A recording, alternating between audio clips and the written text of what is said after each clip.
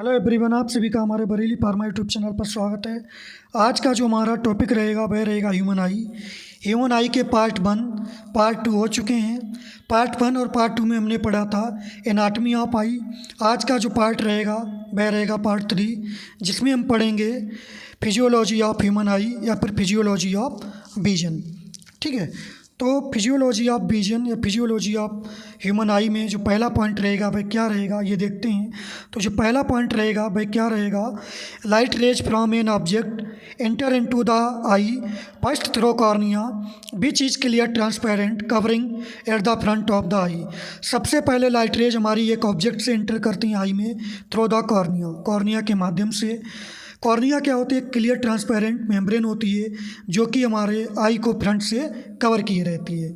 Second point, after that from passing through the aquosphere the light rays enters into the pupil where pupil adjust the amount of light.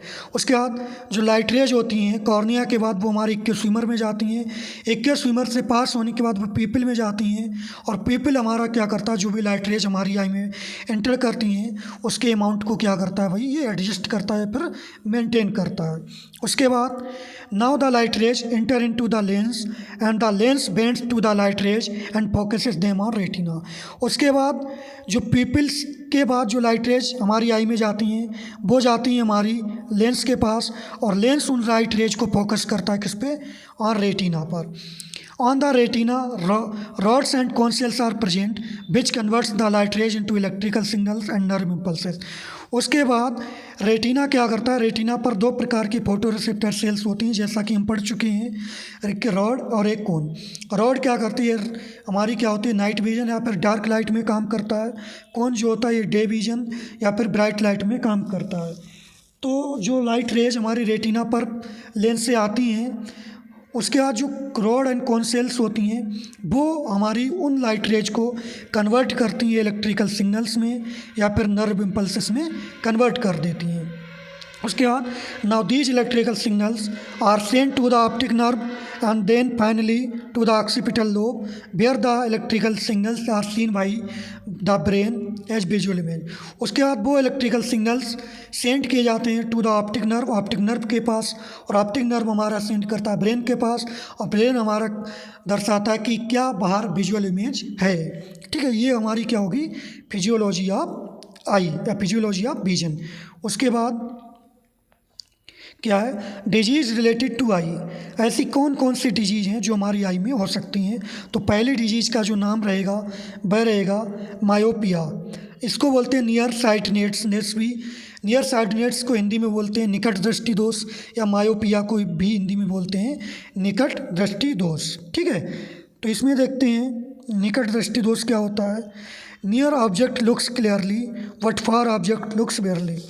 मतलब निकट दृष्टि दोष में जो पास की वस्तुएं होती हैं वह क्लियर दिखाई देती हैं, बट जो दूर की वस्तुएं होती हैं वो हमें ब्लर दिखाई देती हैं, मतलब साफ दिखाई नहीं देती। देखिए उल्टा है, नियर दृष्टि दोष में पास की वस्तुएं क्लियर बट दूर की वस्तुएं क्लियर नहीं दिखाई देंगी। It can be corrected by using concave lens. इसको हम उत्तल लेंस के द्वारा ठीक कर सकते हैं। अगर मान लो किसी को निकट दृष्टि दोष हो गया है तो जो वो चश्मा पहनेगा उसमें उत्तल लेंस का उपयोग किया जाएगा। उसके बाद नेक्स्ट हमारा क्या है, हाइपरमेट्रोपिया। हाइपरमेट्रोपिया क्या होता है, फार साइटनेस मतलब दूर दृष्टि दोष। वो निकट दृष्टि दोष था जिसमें निकट की वस्तुएं साफ, दूर की वस्तुएं साफ नहीं दिखाई दे रही थी। दूर दृष्टि दोष में उसका उल्टा कर दो। ठीक है, इसमें क्या होगा, दूर की वस्तुएं तो क्लियर दिखेंगी बट पास की वस्तुएं जो होंगी वो क्लियर नहीं दिखेंगी, और इसको हम कॉन्वेक्स लेंस के द्वारा ठीक कर सकते हैं। मान लो किसी को दूर दृष्टि दोष हो गया तो उसको हम उत्तल लेंस, जो चश्मा बनवाएगा उसमें उत्तल लेंस का प्रयोग, वो अवतल लेंस का प्रयोग किया जाएगा। सॉरी, जो निकट दृष्टि दोष होता है उसमें उत्तल लेंस का प्रयोग करते हैं, जो दूर दृष्टि दोष होता है उसमें अवतल लेंस का प्रयोग करते हैं। निकट दृष्टि दोष में जो पास की वस्तुएं होती हैं वो क्लियर दिखाई देती हैं, दूर की वस्तुएं क्लियर दिखाई नहीं देती हैं। दूर दृष्टि दोष में दूर की वस्तुएं क्लियर दिखाई देंगी, निकट की वस्तुएं क्लियर दिखाई नहीं देंगी। और नेक्स्ट हमारा एस्टिग्मेटिज्म। एस्टिग्मेटिज्म क्या होता है, abnormal curvature of part of the cornea of I of lens. जो कॉर्निया मेम्ब्रेन होती है उसमें क्या हो जाता है, एबनॉर्मल कर्वेचर हो जाता है, मतलब जो वो मेम्ब्रेन होती है उसमें कुछ प्रकार का मतलब एबनॉर्मलिटी आ जाती है, जिसकी वजह से एस्टिग्मेटिज्म होता है। अब नेक्स्ट हमारा जो है वह है कैटारेक्ट। कैटारेक्ट को बोलते हैं मोतियाबिंद, और जो मोतियाबिंद होता है उसी को कैटारेक्ट बोलते हैं। इसमें क्या होता है, cloudy area that form up on your eyes lens. जो आपके आई में लेंस होते हैं उसके पास क्या होता है, क्लाउडी एरियाज आ जाता है, मतलब गंदगी टाइप की इकट्ठी हो जाती है, जिससे कि लेंस क्या हो जाता है, भद्दा हो जाता है, और उसी को हम बोलते हैं मोतियाबिंद। It can be replaced by artificial lens. मोतियाबिंद को हम आर्टिफिशियल लेंस की सहायता से ठीक भी कर सकते हैं। ठीक है। अब है कलर ब्लाइंडनेस। इसमें क्या होता है, inability of distinguish between certain colours. इसमें क्या होता है, कलर ब्लाइंडनेस में कुछ कलर के बीच में हम पहचान नहीं कर पाते हैं। पहचान नहीं कर पाते मतलब उस कलर का हम पता ही नहीं लगा पाते हैं, ये हरा है, काला है, नीला है, लाल है। ठीक है। उसके बाद नेक्स्ट हमारा है ग्लूकोमा। ग्लूकोमा क्या होता है, विजन लॉस और ब्लाइंडनेस।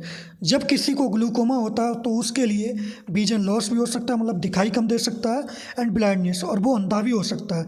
ग्लूकोमा होता क्यों है, क्योंकि उसकी जो ऑप्टिक नर्व होती हैं वो क्या हो जाती हैं, डैमेजेज हो जाती हैं, जिसकी वजह से ग्लूकोमा होता है, और ग्लूकोमा होने की वजह से विजन लॉस और ब्लाइंडनेस हो सकता है। उसके बाद पॉइंट्स टू बी रिमेंबर, कुछ ऐसे पॉइंट जो हमको याद होने चाहिए। Formation of aqueous humour. Aqueous humour is a form by ciliary process. हमने पढ़ा था कि इक्वस स्विमर का जो प्रोडक्शन होता है वह सिलेरी बॉडी के द्वारा होता है। नेक्स्ट क्या है, the rate of formation humour is about 2 to 3 microlitre पर मिनट्स। मतलब इक्वस स्विमर जो बनता है वो 2 से 3 माइक्रोलीटर प्रति मिनट बनता है। ठीक है। उसके अलावा इंट्राओकुलर प्रेशर। इंट्राओकुलर प्रेशर क्या होता है, normal IOP varies between 12 to 20 mmHg, और इंट्राओकुलर प्रेशर्स को हम टोनोमीटर के द्वारा मेजर भी करते हैं। उसके बाद कोई पूछे और इंट्राओकुलर प्रेशर को किससे मेजर करते हैं, किसके द्वारा मेजर करते हैं, तो टोनोमीटर के द्वारा इंट्राओकुलर प्रेशर को मेजर करते हैं। उसके बाद डिप्लोपिया क्या होता है, diplopia means double vision. Diplopia का जो मीनिंग होता है उसका मतलब होता है डबल मीनिंग, मतलब एक ही वस्तु को दो इमेजेस बनना डबल इमेज कहलाता है, डिप्लोपिया कहलाता है। इट अकर्स ड्यूरिंग पैरालिसिस और वीकनेस ऑफ ओकुलर मसल। जब भी किसी को पैरालिसिस होता है और जब भी किसी को वीकनेस होती है तब डिप्लोपिया होता है। मतलब वीकनेस में देखा होगा आँखों के आगे अंधेरा आता है और एक ही वस्तु की दो इमेजेस बनती हैं, तो वही क्या कहलाता है, डिप्लोपिया कहलाता है। एंड हमारे यूट्यूब चैनल को यूट्यूब पे सब्सक्राइब करें, बरेली फार्मा, लाइक करें, शेयर करें। Thank you.